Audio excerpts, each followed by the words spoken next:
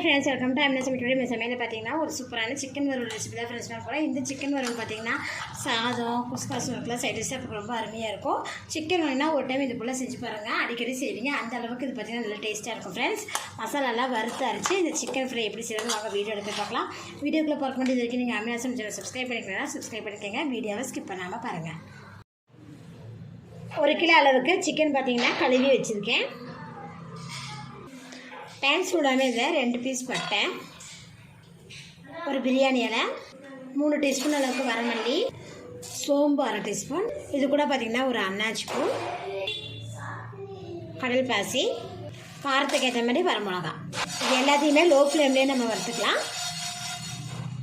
இதெல்லாம் லைட்டாக வறுபட்டதுமே இது கூட பார்த்திங்கன்னா கொஞ்சமாக கருவேப்பிலையும் சேர்த்துருக்கேன். இந்த மசாலா பொருட்களை பார்த்திங்கன்னா நல்லா வறுபட்டுருச்சு. இப்போ இது மிக்ஸி ஜாரில் சேர்த்து நல்லா பவுடர் அரைச்சி எடுத்துக்கலாம். கடாய் சூடாமே இதில் தேவையான அளவுக்கு எண்ணெய் விட்டுக்கலாம்.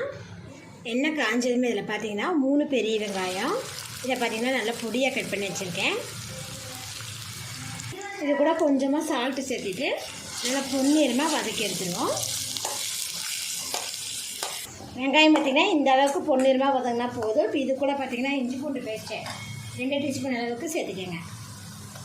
இதோட பச்சை வாசம் போகிற அளவுக்கு நல்லா வதக்கி விட்டுருவோம்.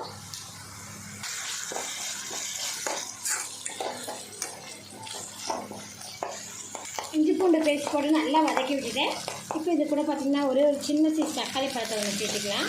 சேர்த்துட்டு தக்காளி பழம் பார்த்திங்கன்னா நல்லா வதங்கி வரணும், நல்லா சுண்டி வதங்கி வர அளவுக்கு வதக்கி விடணும்.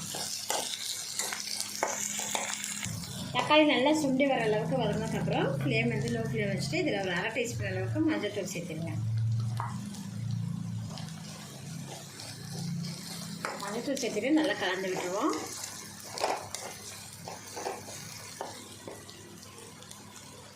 நம்ம வாஷ் பண்ணி வச்சுருக்கிற சிக்கன் துண்டுகளை இதில் ஆட் பண்ணிடலாம். இது கூட பார்த்திங்கன்னா கொஞ்சமாக உப்பு ஆட் பண்ணிவிட்டு இது நல்லா கலந்து விட்டுருவோம். நல்லா கலந்து விட்டு மிக்ஸ் பண்ணி வதக்கி விட்டுருங்க. இப்போ இது கூட பார்த்திங்கன்னா நம்ம வறுத்தரைச்சிருக்கிற மசாலா பொடிகளை ஆட் பண்ணிடுவோம். மசாலா பொடிகளை நல்லா சிக்கனோடு சேர்கிற மாதிரி நல்லா மிக்ஸ் பண்ணி விட்டுருங்க. அப்போ தான் பார்த்திங்கன்னா உங்களுக்கு சிக்கனை நல்லா மசாலாலாம் பிடிச்சிடும்.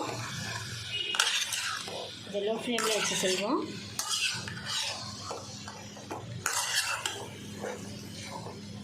இப்போ பார்த்திங்கன்னா மசாலா நம்ம சேர்க்கும் போதே பார்த்திங்கன்னா நல்லா வாசமாக இருக்கும்.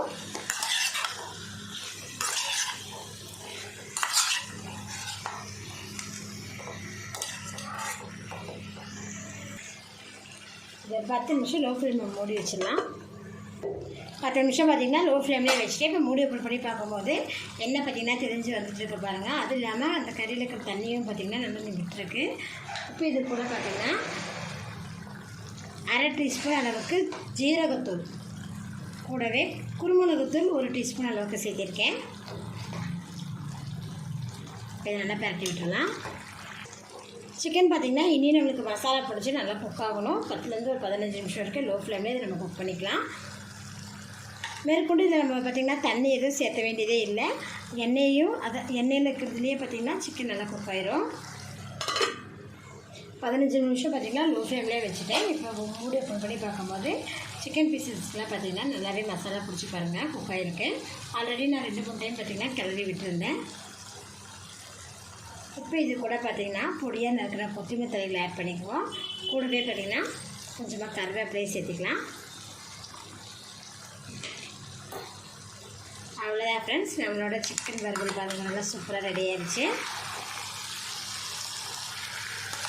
சிக்கன் வாங்கினா வறுவல் இது போல் ஒரு டைம் செஞ்சு பாருங்கள் ஃப்ரெண்ட்ஸ், ரொம்ப சூப்பராக இருக்கும். என்னோட இந்த சிக்கன் வறுவல் வீடியோ உங்களுக்கு பிடிச்சினா லைக் பண்ணுங்கள், மறக்காமல் ஆமினா சேனலை சப்ஸ்கிரைப் பண்ணிக்கோங்க. நன்றி.